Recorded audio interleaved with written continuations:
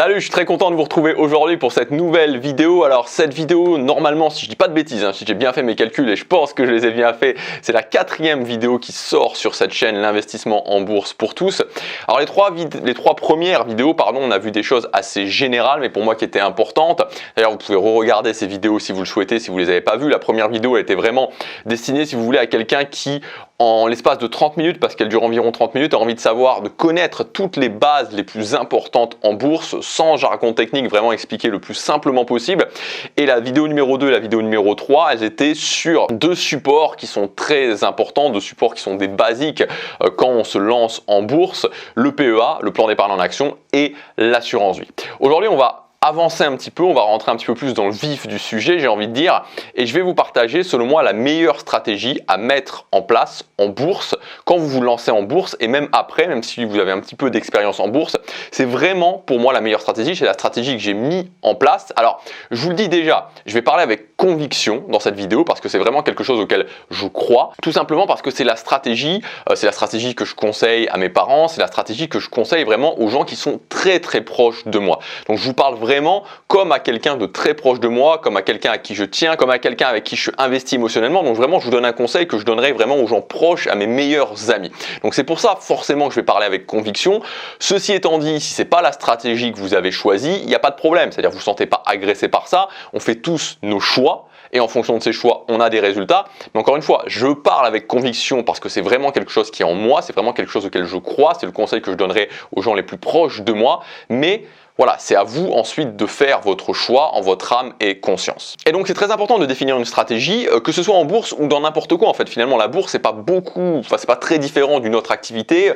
C'est pas très différent si je me lance pour apprendre l'anglais. C'est pas très différent si je me lance pour faire de la musculation. C'est pas très différent si je me lance pour un business en ligne, pour n'importe quel projet. Si dès le départ j'ai une stratégie claire, une stratégie efficace, je vais éviter beaucoup d'embûches, je vais gagner beaucoup de temps. Donc c'est vraiment ça que je vais essayer de vous donner dans cette vidéo. Je vais vous donner la stratégie que moi je conseille. Je vais vous donner la stratégie, je vais vous donner les grands principes pour la mettre en place. Déjà, je vous le dis d'entrée, c'est pas une stratégie qui est basée sur l'idée de faire de l'argent très rapidement. C'est vraiment pas ça. C'est-à-dire que c'est une stratégie qui est basée pour multiplier l'argent que vous avez, pour construire votre patrimoine sur le moyen, sur le long terme. Donc c'est vraiment une stratégie de multiplication de capital. Ce n'est pas une stratégie pour se dire l'année prochaine je vais être riche avec la bourse. Donc déjà ça, si c'est votre but, c'est pas ici que vous allez le trouver. Le gros avantage de cette stratégie, c'est qu'une fois que vous avez les bases, que vous avez compris la stratégie, une fois que vous avez mis en place la stratégie, ça va pas vous prendre beaucoup plus que 5 à 10 minutes par mois. Et encore 5 à 10 minutes par mois, je suis gentil en disant ça, moi ça me prend 5 minutes par mois. Vous n'allez pas avoir besoin de passer des heures à lire des bilans, à faire des analyses fondamentales ou ce genre de choses, c'est pas du tout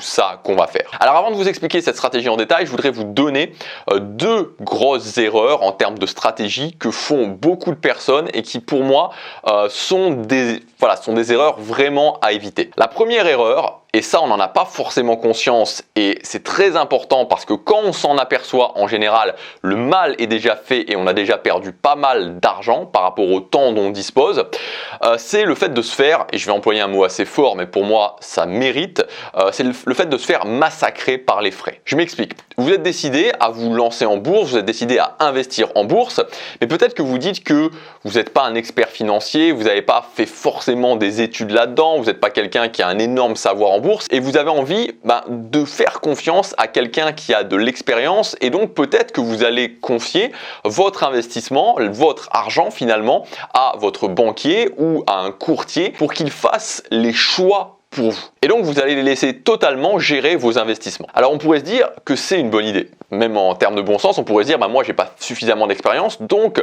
c'est ces gens-là qui vont gérer mes investissements pour moi.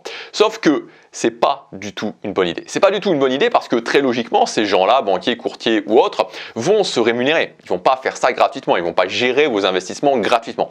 Donc ils vont se rémunérer. Et ils vont se rémunérer comment? Par les frais divers et variés qu'ils vont prélever sur les sommes que vous gagnez. Et pas seulement, ils vont aussi prélever des frais à chaque opération, que vous gagnez de l'argent ou même si vous ne gagnez pas d'argent. Et le gros problème avec ces frais, c'est que on a l'impression que c'est pas grand chose parce que très souvent c'est des tout petits pourcentages, sauf que sur la longueur, c'est des petits pourcentages qui se transforment en milliers, voire dizaines, voire centaines de milliers d'euros. Alors comme un exemple vaut mieux qu'un long discours, on va en prendre un très concret. J'ai pris un exemple uniquement avec les frais de gestion, pour faire très simple, et on va imaginer que ces frais de gestion sont à 1%. Et en ce moment, pour une banque classique, ces frais de gestion sont à 1%. 1%, qu'est-ce que c'est 1%?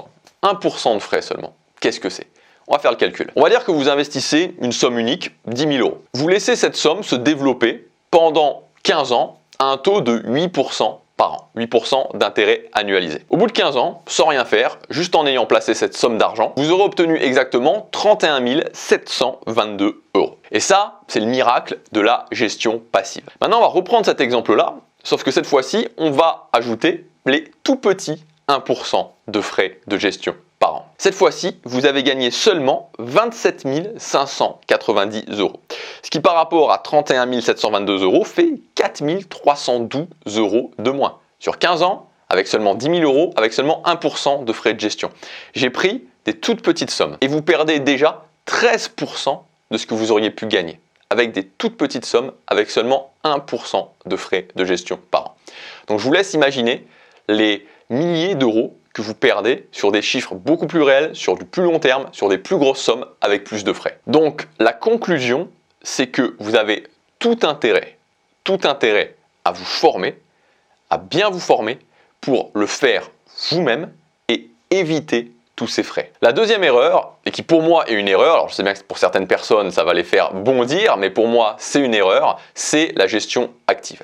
Alors la gestion active, ça va regrouper pour commencer le stock picking. Donc le stock picking, c'est un modèle de gestion active dans lequel on va choisir soi-même ses actions en fonction de critères précis qu'on aura décidés, comme par exemple certaines analyses qu'on va pouvoir faire. Par exemple, on va pouvoir se dire que certaines valeurs sont sous-évaluées et donc on mise sur leur hausse, ou à l'inverse, on pense que certaines valeurs sont surévaluées et on va miser sur leur baisse, par exemple. Et là, il faut bien le comprendre, c'est que les titres vont être sélectionnés en fonction de la qualité de l'entreprise et non pas en fonction des performances du marché auquel ce titre appartient. Et c'est normal puisque le but de la personne qui fait du stock picking, c'est de battre le marché. Est-ce que cette technique fonctionne?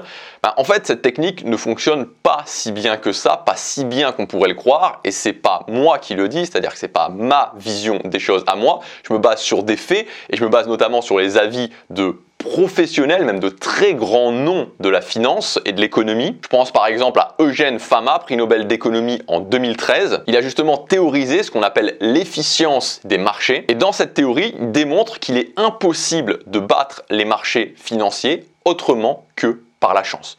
Donc c'est uniquement du hasard. Et la théorie d'Eugène Fama se vérifie aussi par les chiffres parce qu'il y a beaucoup d'organismes qui font des statistiques très détaillées. Je pense par exemple à Spiva, donc ils vont mesurer dans le monde les fonds gérés de manière active par rapport à leur indice de référence qui eux sont gérés de manière passive. Et ces études, ces statistiques basées non pas sur ce qu'on pense mais basées sur des faits concret montre que les portefeuilles gérés de manière active sont largement battus par les portefeuilles gérés de manière passive. Plus le temps augmente, plus la gestion active est battue par la gestion passive. Et donc on arrive à des périodes quand c'est plus de 10 ans, ce qui en général est un minimum quand on veut investir en bourse, sur plus de 10 ans, la gestion passive bat à plus de 90% la gestion active. Et là, on ne parle pas des gens qui se lancent comme ça au hasard et qui sont des amateurs de bourse. Non, on parle de fonds gérés par des professionnels. 90% des fonds qui sont gérés par des professionnels activement sont battus par la gestion passive. Ensuite, une autre technique dont je vous parle quand même, mais qui selon moi est un vrai non-sens, c'est le day trading. Donc le day trading, vous en avez très certainement entendu parler. Très souvent, quand le premier contact qu'on peut avoir avec la bourse, notamment par les films, c'est cette idée du day trading, qui est une technique qui vient des États-Unis, mais qui maintenant s'est bien implantée en Europe. Et donc l'idée, c'est de multiplier les achats-reventes d'actifs au sein d'une journée. L'idée, c'est de profiter des petits mouvements de prix au cours d'une journée sur ces actifs, donc des micro-hausses ou des micro-baisses, pour réaliser des petites plus-values. Et bien sûr, il va falloir multiplier le nombre de transactions pour augmenter le rendement. Donc est-ce que ça fonctionne? Bon là sur le day trading, je ne vais pas m'étendre dessus parce que je pense pas qu'il y ait énormément de personnes qui pensent se lancer dans le day trading, dans l'achat-revente court terme, mais les statistiques qui viennent des États-Unis nous montrent que 90% des gens qui font ça perdent de l'argent. 90% des gens qui font du day trading perdre de l'argent. Et donc si vous voulez lire un bon livre par rapport à ça, c'est un livre que j'ai relu récemment et je vous le conseille. C'est le livre de Burton Malkiel qui s'appelle A Random Walk Down Wall Street. Il existe en français, hein, vous pouvez le trouver sur Amazon en français. Je crois que la traduction en français c'est Une marche au hasard à travers Wall Street, il me semble que c'est ça. Mais si vous tapez Burton Malkiel, vous le trouverez de toute façon. C'est vraiment un livre qui est intéressant à lire.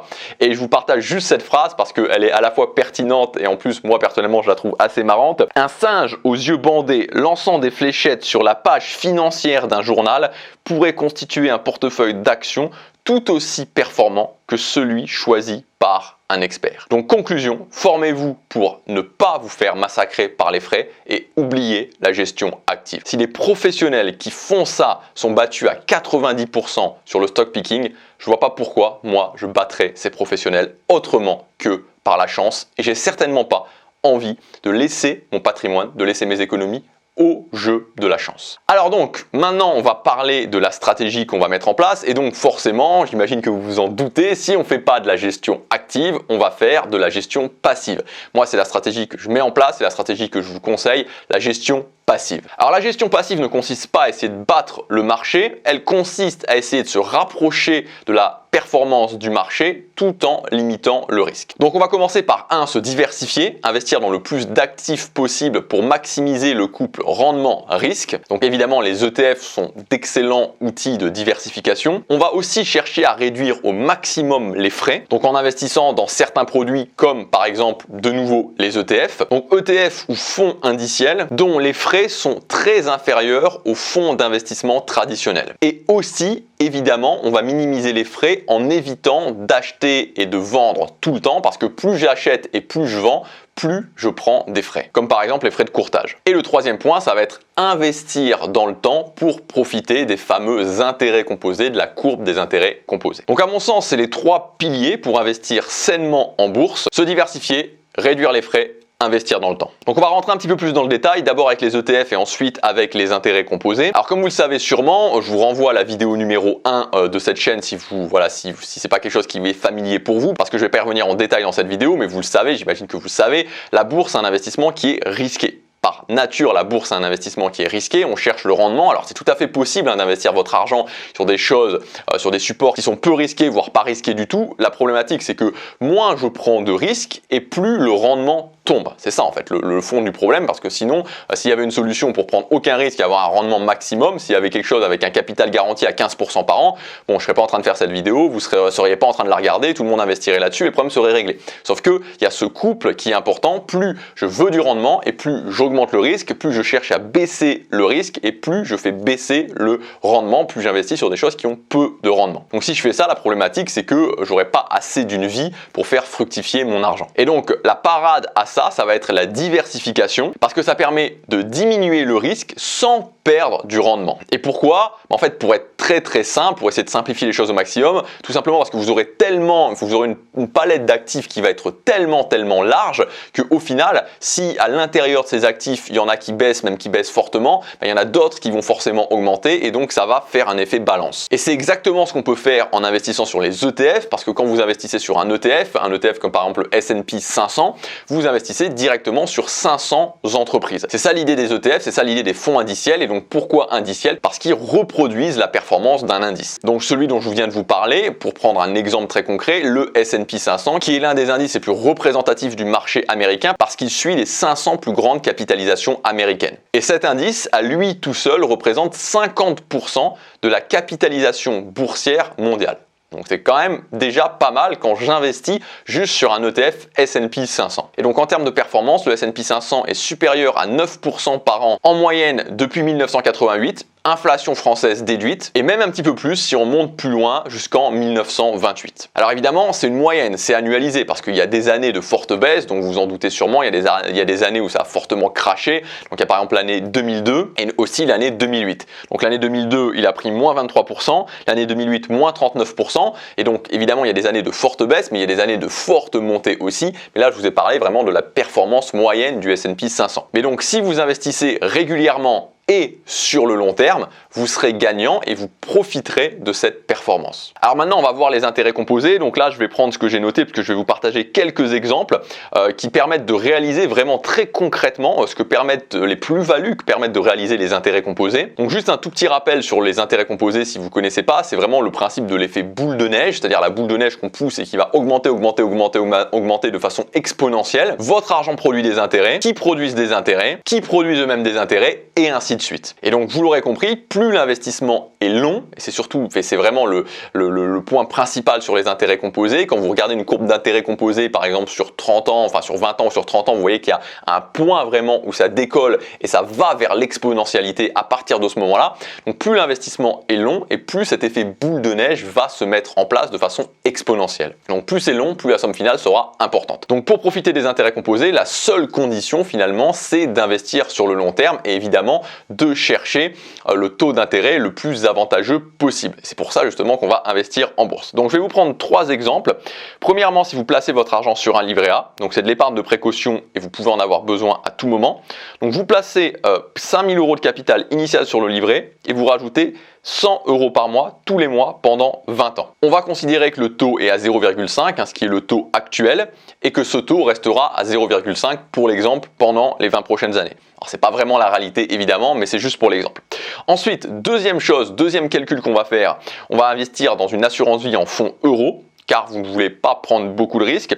Donc là encore une fois pareil, si vous ne savez pas ce que c'est le fonds euro, je vous renvoie à la vidéo sur les assurances vie, donc c'est la vidéo numéro 3 si je ne dis pas de bêtises, 2 ou 3 je ne sais plus, je crois que 2 c'est le PEA et 3 c'est les assurances vie, donc il y a tout qui est expliqué au niveau du fonds euro. Donc là pareil sur le fonds euro, donc 500 € de capital initial, vous ajoutez 100 € par mois tous les mois pendant 20 ans, et j'ai pris un taux moyen de fonds euro, il y a mieux, mais j'ai pris un taux moyen de 1,2%, voilà, même si de toute façon apparemment a priori en 2021 le taux moyen serait plus proche des 1%, enfin voilà, bon, après on va imaginer que c'est 1,2%.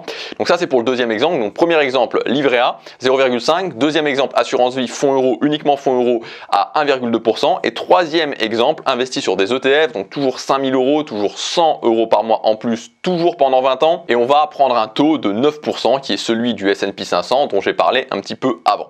Donc on va voir ce que ça donne au bout de 20 ans avec ces 3 exemples. Donc pour le premier exemple, l'exemple du livret A, pour 5 000 € placés sur un livret A à 0,5% pendant 20 ans et 100 € par mois en plus, on obtiendra à la fin 30 768 € et avec 1 768 € d'intérêt, c'est-à-dire 6% d'intérêt du capital final. Le deuxième exemple, pour 5 000 € investis sur une assurance vie en fonds euros à 1,2% pendant 20 ans et 100 € par mois qu'on rajoute, on obtiendra 33 465 € et 4 465 € d'intérêt, je noterai à côté comme ça sera plus clair, soit 13% du capital final. Et enfin, dernier exemple, le troisième cas, pour 5 000 € investis sur un ETF qui me rapporte 9% annualisé pendant 20 ans et 100 € par mois en plus tous les mois qu'on rajoute, on obtiendra 92 368 € et à l'intérieur de ces 92 368 €, 63 368 € d'intérêt, soit 69, quasiment 70% du capital final en intérêt. Donc c'est ça la puissance des intérêts composés. Maintenant on va prendre un autre exemple, cette fois-ci on va imaginer que les 5 000 € de départ plus 100 € par mois pendant 20 ans, donc les 29 000 €, ça fait 29 000 €, ces 29 000 €, on les investit directement depuis le départ. Alors c'est un exemple fictif parce que le livret A étant limité à 22 950 €, vous ne pouvez pas mettre 29 000 € directement sur votre livret A. Mais on le prend juste pour l'exemple. Donc cette fois-ci, on investit directement 29 000 € et on les laisse travailler ces 29 000 € pendant 20 ans. Donc sur le livret A avec 0,5% d'intérêt, j'obtiendrai 32 042 € au bout de 20 ans, soit 3 042 € d'intérêt. 9% du capital. Dans le deuxième cas, j'obtiendrai donc l'assurance vie fonds euro, 29 000 € investis directement pendant 20 ans. J'obtiendrai 36 814 € au bout de 20 ans, soit 7 814 € d'intérêt. 21% du capital. Et enfin, le troisième cas, avec l'ETF, 9% pendant 20 ans, j'obtiendrai 162 528 € au bout de 20 ans, et cette fois-ci 133 528 € d'intérêt, soit 82% de mon capital en intérêt. Donc si je vous ai pris ces exemples-là, c'est pour vous montrer comment avec une somme voilà, 29 000 euros, qui est une somme relativement importante, mais qui n'est pas non plus délirante, qu'on peut réussir à économiser. Qu'est-ce que ça peut donner à la fin, pendant 20 ans, si on laisse cet argent travailler avec un ETF, par exemple S&P 500 annualisé à 9% par an? C'est un taux qui est raisonnable, c'est-à-dire qu'un taux autour de 10%, on peut les atteindre. Voilà, on peut les atteindre annualisés sur une longue période. Alors j'ai pris des sommes qui vont sembler grandes pour certains, c'est-à-dire 30 000 euros d'investi, 29 000, 30 000 euros, ça peut sembler grand pour certaines personnes, mais c'est des sommes qui restent relativement petites. C'est possible de faire ça. Il y a des gens qui investissent beaucoup plus. On peut investir beaucoup plus et vous voyez que les sommes sont très importantes avec l'ETF sur voilà, une somme qui reste raisonnable. Donc imaginez si vous investissez plus. Imaginez ce qui se passe si vous partez avec les 29 000 euros et si vous investissez 100 ou 200 euros par mois. Vous arrivez à la fin avec seulement 20 ans. C'est-à-dire que j'ai fait un calcul sur 20 ans, pas sur 30 ans, pas sur 35 ans. Qu'est-ce qui va se passer à la fin? Vous avez une somme qui est énorme, en fait, tout simplement énorme. Et ça, c'est la puissance des intérêts composés, c'est la puissance de la gestion passive. Donc, c'est ce que j'ai voulu vous montrer dans cette vidéo, c'est ce que j'ai essayé de vous montrer avec conviction, en tout cas. Alors, peut-être que vous n'êtes pas d'accord, peut-être que vous préférez faire du day trading, peut-être que vous préférez faire de la gestion active. Très bien, très bien. Si vous préférez faire ça, si vous pensez que ça va vous amener plus de résultats, faites-le. Moi, je me base sur des statistiques, sur des études faites par des instituts très sérieux qui me montrent que des professionnels sont battus à 90% sur de la gestion active. Je vois pas pourquoi moi je les battrais. Donc moi, ce que je me conseille pour moi, ce que je conseille à mes proches et ce que je vous conseille à vous parce que c'est vraiment ce à quoi je crois, j'y crois, c'est de faire de la gestion passive. Vous n'allez pas gagner des sommes délirantes dans 1 an, 2 ans, 3 ans, mais dans une optique de vous sécuriser financièrement, dans une optique d'avoir une grosse somme d'argent sur votre compte pour votre retraite, et je dis ça surtout si vous êtes jeune, si maintenant vous avez 20 ans, 25 ans, ou même si vous êtes un parent qui a des enfants, faites-le vraiment. C'est dommage que tellement de gens se retiennent d'investir en bourse parce qu'on a peur. Je comprends qu'on a peur parce qu'on ne se forme pas, parce qu'on a peur du risque, alors que là,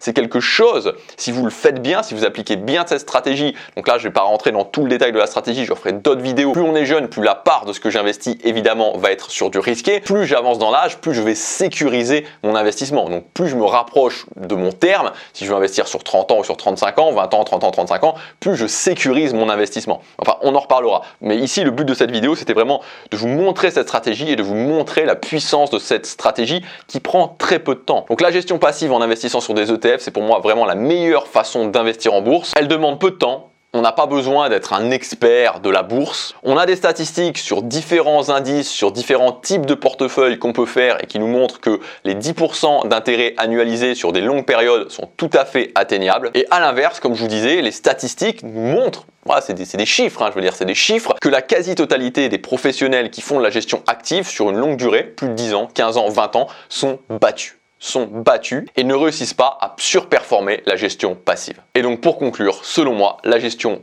passive est la meilleure façon de faire fructifier son argent en bourse sur le long terme. Donc si vous voulez aller plus loin par rapport à ça, dans cette gestion passive, comment faire concrètement, c'est-à-dire une liste d'étapes, je vais vous donner une liste d'étapes très concrète pour commencer à mettre ça en place. Je vous prends vraiment par la main et je vous montre exactement ce qu'il faut faire. Vous avez mon guide, c'est un e-book qui fait environ une 50aine de pages où je vous explique tout ça en détail, étape par étape. Ça s'appelle le guide de l'investisseur. 9 étapes pour réussir en bourse, même quand on débute. Et donc vous l'aurez compris, avec la stratégie passive.